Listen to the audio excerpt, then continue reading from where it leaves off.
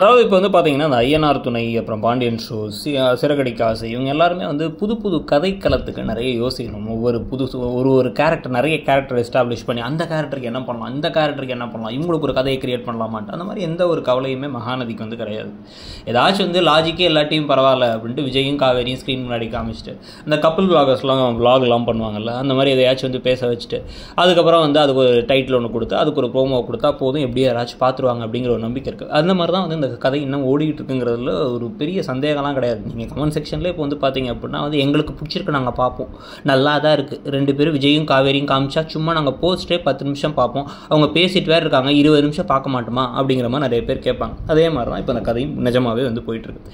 இன்றைக்கி எபிசோடில் வந்து என்ன நடக்குது, இப்போ நான் வந்து என் குழந்தைக்கு ஏதோ ஆகிடுன்னு இவங்க பயந்து அழறாங்க. அழுதவொன்னா வந்து உனக்கு ஃபோனில் இனிமேல் வீடியோவை நீ பார்க்க வேணாம் அப்படின்னு இவர் சொல்கிறார். இது ஒன்று நடந்துச்சா, இந்த பசுபதினு ஒரு வில்லை வந்து இப்போ இவருடைய முன்னாள் காதலியை போட்டு தள்ளுறதுக்கு ட்ரை பண்ணி கீழே தள்ளி விட்டு கேஸ் கொடுத்து போலீஸ் தேடிட்டு இருக்காங்கல்ல, இங்கேருந்து அங்கே போனவங்க காவேரி வீட்டுக்கு வராமல் இருக்காங்கல்ல, அதுவும் விஜயோட முன்னாள் வீடு தான் இந்த வீட்டுக்கு வராமல் இருக்காங்கல்ல, அந்த போலீஸும் வந்து டம்மியாக இருக்காங்க.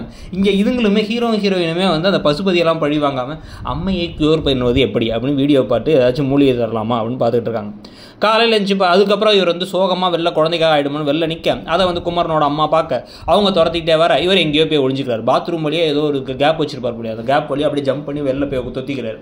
தொத்துனதுக்கப்புறமா வந்து பார்த்தீங்க அப்படின்னா இவங்க தேடி பார்த்துட்டு வெளில வந்து போக ஒன்று பேயாக இருக்கும் அப்படின்னு அனுப்பிவிட்றாங்க. அடுத்த நாள் பார்த்தா இவங்களுக்கு சரியாயிடுச்சுன்னு நினச்சி சந்தோஷப்பட்டு இருக்கும் போதே வந்து அவங்க அம்மா வாசலில் நின்று குளிச்சு தலைக்கு தண்ணி ஊற்றிருங்கிறாங்க. அதெல்லாம் வேணாம், நான் உள்ளே குளிச்சுக்கிறேன் அப்படின்னு 2 பேர் சேர்ந்து குடத்தை உள்ளார கொண்டு வந்து அதுக்கப்புறமா இவங்களே வந்து குளிச்சு எல்லாம் ரெடி ஆனதுக்கப்புறமா இவங்க என்ன சொல்கிறாங்க அப்படின்னா வந்து நாளைக்கே போய் இந்த டாக்டரை போய் பார்க்கணும் அப்படின்னா நானே உன்னை கூட்டு போகிறேங்கிறாங்க. கூட்டு போய் டாக்டரை போய் பார்த்தரலாம், எல்லாம் சரியாயிடுங்கிற நம்பிக்கையோட கூட்டு போனதுக்கு பிறகு தான் அங்கே என்ன நடக்க போகுது அப்படின்னா வந்து அங்கே எல்லாம் குழந்தைங்க நல்லா இருக்குன்னு சொல்ல வீட்டுக்கு வந்து பார்த்தா இவருக்கு அம்மா போட்டிருக்க போகுது. இவங்க அம்மாட்ட எல்லாத்தையும் போய் சொல்றியே, நான் தான் வேணும்னு ஏன் சொல்ல மாட்டேன்னா அப்படியே அமைதியாகிட்டாங்க. இந்த லாஜிக்கை நம்மளும் கேட்போம். கேட்டால் வந்து அதுக்கு பதில் இல்லை. சொல்லிட்டா கதை என்ன கொண்டு போகுது, கதையே இல்லைன்னா அப்புறம் எப்படி தான் எடுத்துகிட்டு போகிறதுங்கிறதான் கேள்வி. உங்களுக்கு என்ன தோணுதுங்கிறத சொல்லுங்கள். தேங்க்யூ.